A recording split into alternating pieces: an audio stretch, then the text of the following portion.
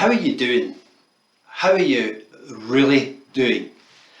Now, I'm privileged to work with dedicated, committed, conscientious people, but this week, some of them were weary, they were worn out, they were exhausted, they were actually ready to throw in the towel. We're emerging from a traumatic year. We may have survived it, but how are we coming out the other end of it?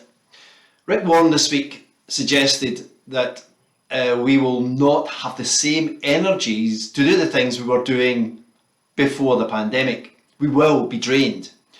We've been living in a tense situation, we've been living with uncertainty for over a year. And it's not gone away yet either. So, how are you really doing? Life can be challenging at any time. Alongside the pandemic, there are still all the other things that are difficult to deal with on their own without having a pandemic thrown in. Seeing people exhausted and worn out this week and listening to Rick Warren on Tuesday has led me to the following passage that I'd like to share some thoughts from this morning. It's from Matthew chapter 11, and beginning to read at verse 28. Are you having a real struggle? Come to me, says Jesus. Are you carrying a big bag? A big load on your back? Come to me, I'll give you a rest. Pick up my yoke and put it on. Take lessons from me. My heart is gentle, not arrogant. You'll find the rest you deeply need. My yoke is easy to wear. My load is easy to bear. Where do we go when the going gets tough? To be honest, where I live, I think there's quite a lot of people who call the drug dealer when the going gets tough. The amount of traffic that comes in and out of our street is really quite incredible, and it's been like that constantly over the past year. We humans look for ways in which we self-medicate, and we pick the wrong things often. And what we end up doing is just creating bigger problems for ourselves.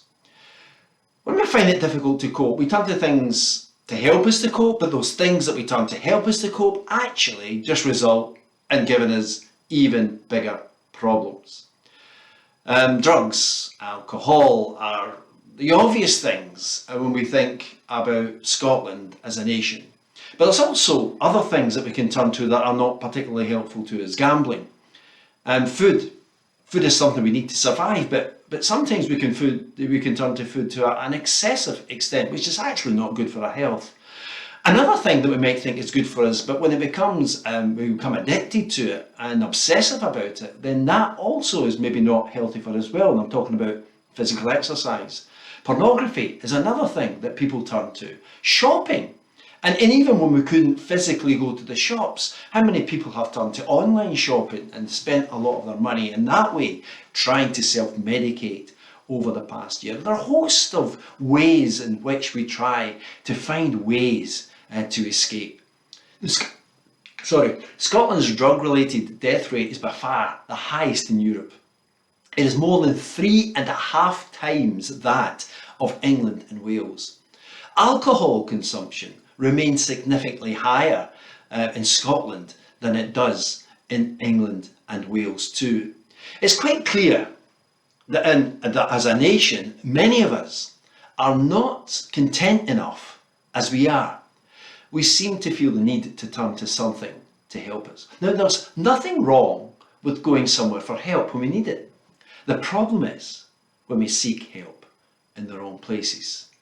And we in Scotland seem to be at the best in the whole of Europe at going to the wrong places. I'm going to suggest to you today that there is somewhere to go in our time of need that's not going to lead to greater problems. There is somewhere to go which will give us a better life now, that will help us through the most difficult of times. Matthew chapter 11 verses 28 to 30 gives us guidance on where we should go. And that's what I'd like to speak to you about this morning.